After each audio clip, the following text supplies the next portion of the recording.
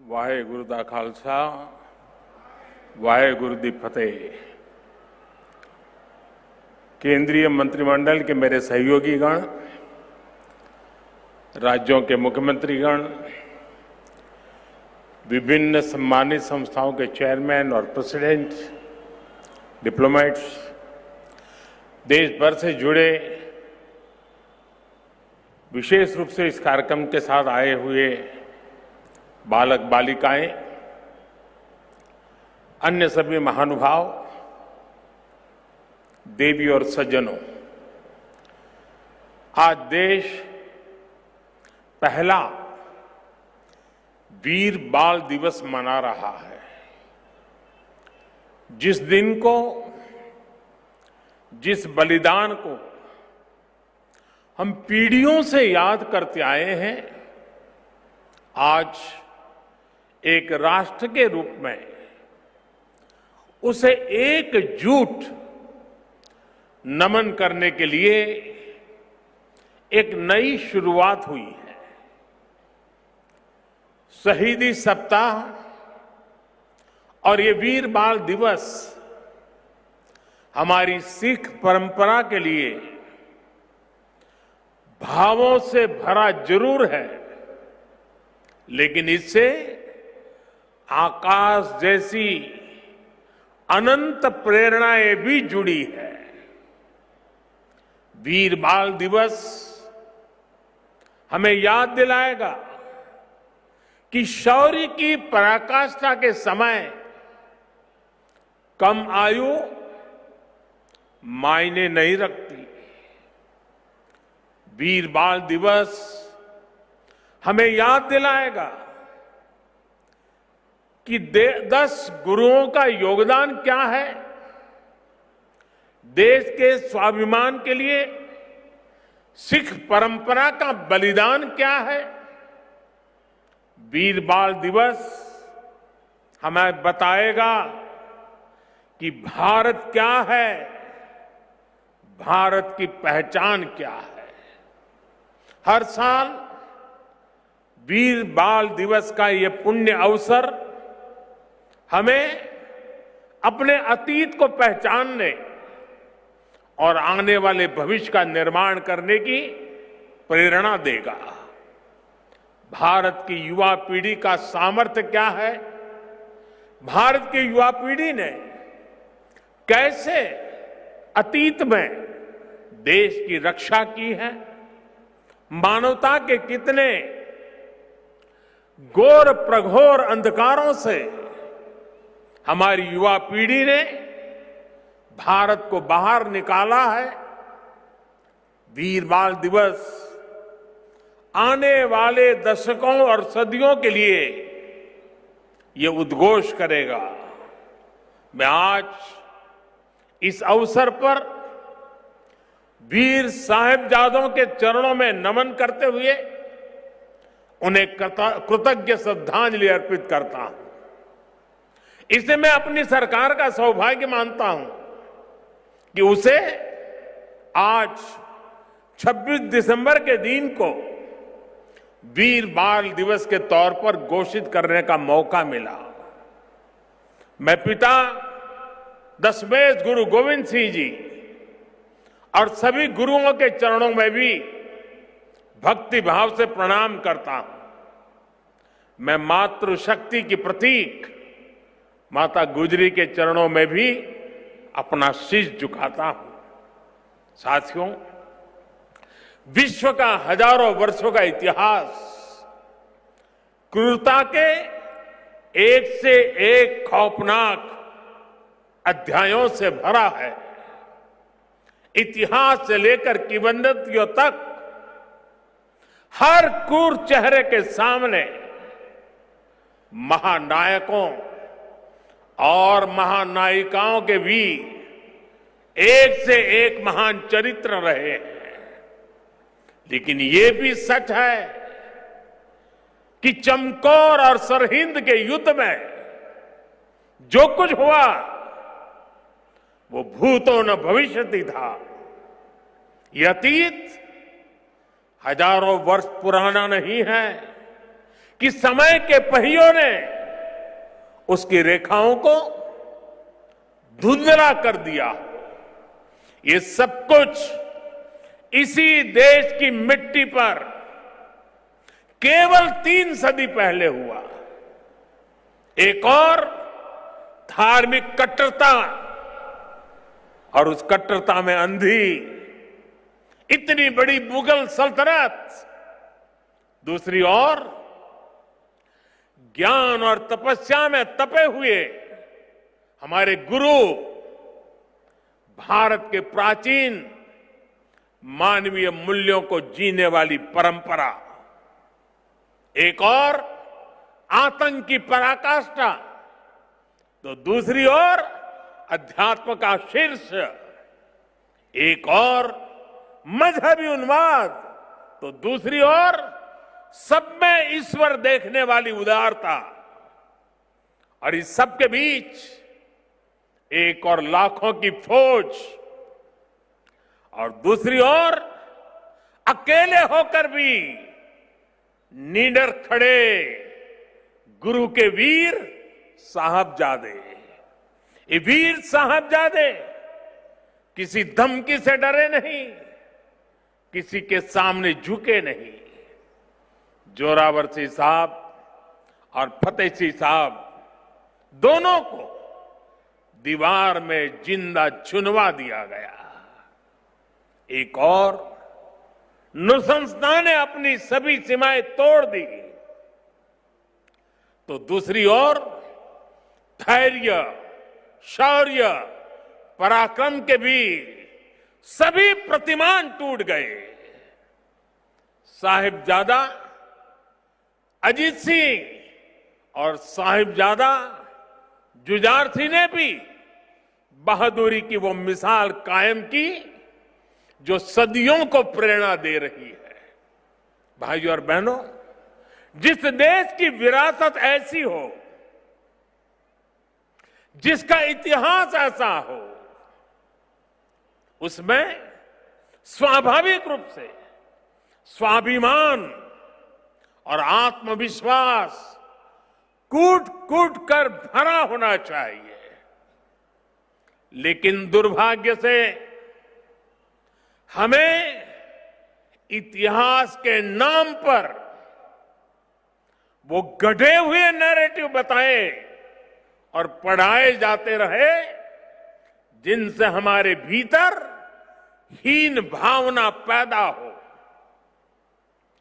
बावजूद इसके हमारे समाज ने, हमारी परंपराओं ने इन गौरव गाथाओं को जीवंत रखा। साथियों, अगर हमें भारत को भविष्य में सफलता के शिखरों तक ले जाना है, तो हमें अतीत के संकुचित नजरियों से भी आजाद होना पड़ेगा। इसलिए आजादी के अमृत काल में देश ने गुलामी की मानसिकता के मुक्ति का प्रण फूंका है। वीर बाल दिवस देश के उन पंच प्राणों के लिए प्राणवायु की तरह है। साथियों, इतनी कम उम्र में साहबजादों के इस बलिदान में हमारे लिए एक और बड़ा उपदेश छिपा हुआ है। आप उस दौर की कल्पना करिए, औरंगजेब के आतंक के खिलाफ, भारत को बदलने के उसके मंसूबों के खिलाफ गुरु गोविंद सिंह जी पहाड़ की तरह खड़े थे। लेकिन जोरावर सिंह साहब और फतेह सिंह साहब जैसे कम उम्र के बालकों से औरंगजेब और उसकी सल्तनत की क्या दुश्मनी हो सकती थी। दो निर्दोष बालकों को दीवार में जिंदा चुनवाने जैसी दरिंदगी क्यों की गई? वो इसलिए क्योंकि औरंगजेब और उसके लोग गुरु गोविंद सिंह के बच्चों का धर्म तलवार के दम पर बदलना चाहते थे। जिस समाज में, जिस राष्ट्र में उसकी नई पीढ़ी जोर जुल्म के आगे घुटने टेक देती है, उसका आत्मविश्वास और भविष्य अपने आप मर जाता है। लेकिन भारत के वो बेटे, वो वीर बालक मौत से भी नहीं घबराए। वो दीवार में जिंदा चुन गए, लेकिन उन्होंने उन आतताई मंसूबों को हमेशा के लिए दफन कर दिया। यही किसी भी राष्ट्र के समर्थ युवा का सामर्थ्य होता है। युवा अपने साहस से समय की धारा को हमेशा के लिए मोड़ देता है। इसी संकल्प शक्ति के साथ आज भारत की युवा पीढ़ी भी देश को नई ऊंचाई पर ले जाने के लिए निकल पड़ी है। और इसलिए अब 26 दिसंबर को वीर बाल दिवस की भूमिका और भी अहम हो गई है। साथियों, सिख गुरु परंपरा केवल आस्था और आध्यात्म की परंपरा नहीं है, ये एक भारत श्रेष्ठ भारत के विचार का भी प्रेरणा पुंज है। हमारे पवित्र गुरु ग्रंथ साहब से बड़ा इसका उदाहरण और क्या हो सकता है। इसमें सिख गुरुओं के साथ साथ भारत के अलग अलग कोणों से 15 संतों और 14 रचनाकारों की वाणी समाहित है। इसी तरह आप गुरु गोविंद सिंह जी की जीवन यात्रा को भी देखिए। उनका जन्म पूर्वी भारत में पटना में हुआ। उनका कार्यक्षेत्र उत्तर पश्चिमी भारत के पहाड़ी अंचलों में रहा और उनकी जीवन यात्रा महाराष्ट्र में पूरी हुई। गुरु के पंच प्यारे भी देश के अलग अलग हिस्सों से थे। और मुझे तो गर्व है कि पहले पंच प्यारों में एक उस धरती से भी था, द्वारिका से, गुजरात से, जहां मुझे जन्म लेने का सौभाग्य मिला है। व्यक्ति से बड़ा विचार, विचार से बड़ा राष्ट्र, राष्ट्र प्रथम का ये मंत्र गुरु गोविंद सिंह जी का अटल संकल्प था। जब वो बालक थे तो ये प्रश्न आया कि राष्ट्र धर्म की रक्षा के लिए बड़ी बलिदान की जरूरत है। उन्होंने अपने पिता से कहा कि आपसे महान आज कौन है, ये बलिदान आप दीजिए। जब वो पिता बने तो उसी तत्परता से उन्होंने अपने बेटों को भी राष्ट्र धर्म के लिए बलिदान करने में संकोच नहीं किया।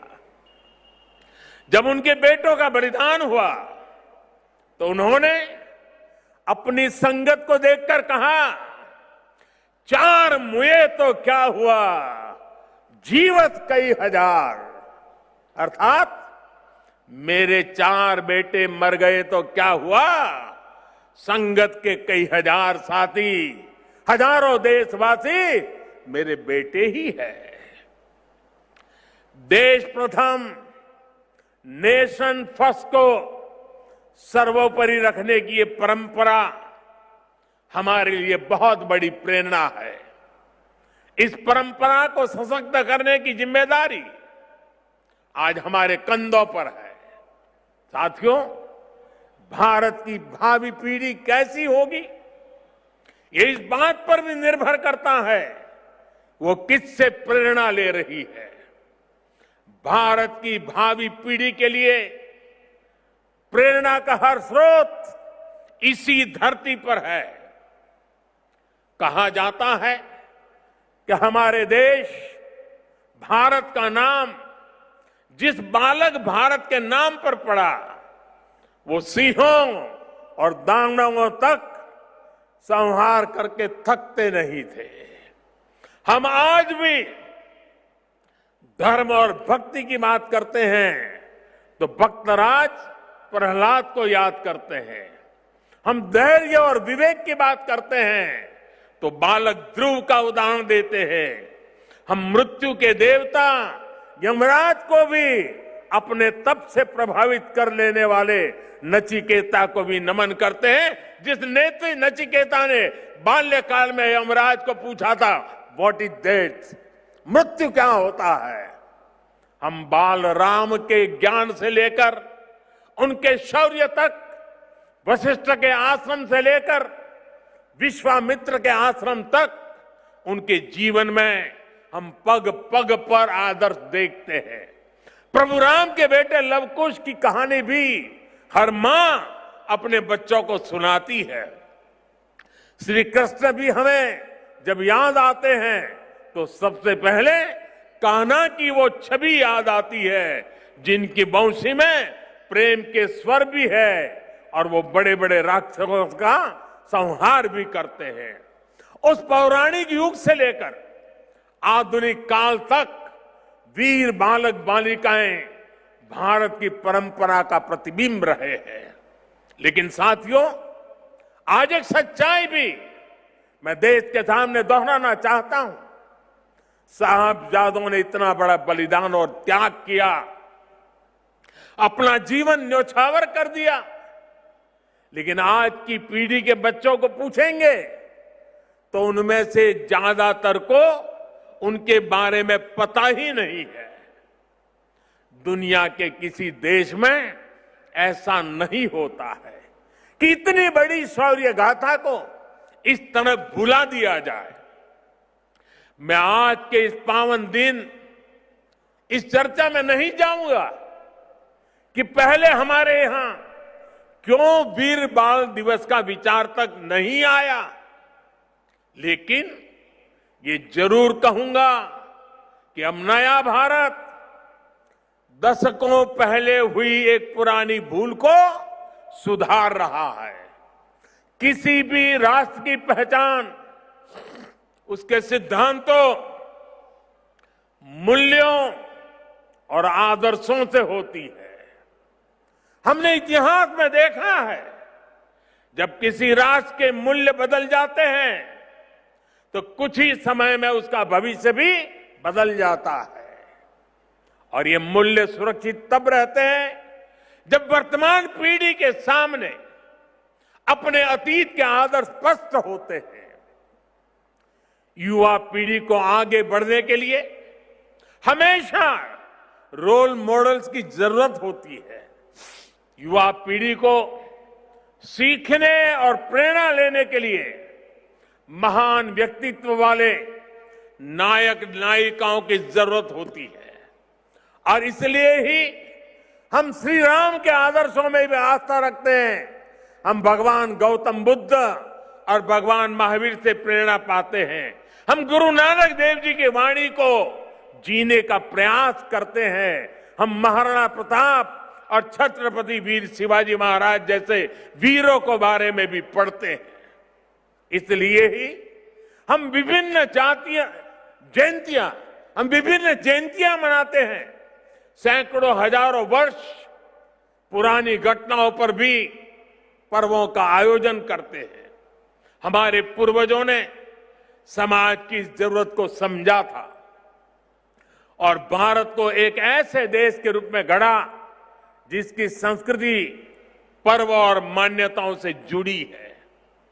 आने वाली पीढ़ियों के लिए यही जिम्मेदारी हमारी भी है। हमें भी उस चिंतन और चेतना को चिरंतर बनाना है। हमें अपने वैचारिक प्रवाह को अक्षुण्ण रखना है।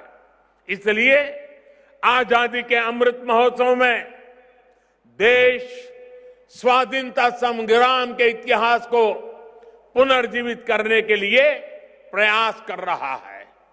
हमारे स्वाधीनता सेनानियों के, वीरांगनाओं के, आदिवासी समाज के योगदान को जन जन तक पहुंचाने के लिए हम सब काम कर रहे हैं। वीर बाल दिवस जैसी पुण्यतिथि इस दिशा में प्रभावी प्रकाश स्तंभ की भूमिका निभाएगी। साथियों, मुझे खुशी है कि वीर बाल दिवस से नई पीढ़ी को जोड़ने के लिए जो क्विज कंपटीशन हुआ, जो निबंध प्रतियोगिता हुई, उसमें हजारों युवाओं ने हिस्सा लिया है। जम्मू कश्मीर हो, दक्षिण में पुडुचेरी हो, पूर्व में नागालैंड हो, पश्चिम में राजस्थान हो, देश का कोई कोना ऐसा नहीं है जहां के बच्चों ने इस प्रतियोगिता में हिस्सा लेकर के साहबजादों के जीवन के विषय में जानकारी न ली हो, निबंध न लिखा हो। देश के विभिन्न स्कूलों में भी साहबजादों से जुड़ी कई प्रतियोगिताएं हुई है। वो दिन दूर नहीं जब केरला के बच्चों को वीर साहिबजादों के बारे में पता होगा, नॉर्थ ईस्ट के बच्चों को वीर साहिबजादों के बारे में पता होगा। साथियों, हमें साथ मिलकर वीर बाल दिवस के संदेश को देश के कोने कोने तक लेकर जाना है। हमारे साहिबजादों का जीवन, उनका जीवनी संदेश देश के हर बच्चे तक पहुंचे, वो उनसे प्रेरणा लेकर देश के लिए समर्पित नागरिक बने। हमें इसके लिए भी प्रयास करने हैं। मुझे विश्वास है हमारे एकजुट प्रयास समर्थ और विकसित भारत के हमारे लक्ष्य को नई ऊर्जा देंगे। मैं फिर एक बार वीर साहिबजादों के चरणों में नमन करते हुए इसी संकल्प के साथ आप सभी का हृदय से बहुत बहुत धन्यवाद करता हूं।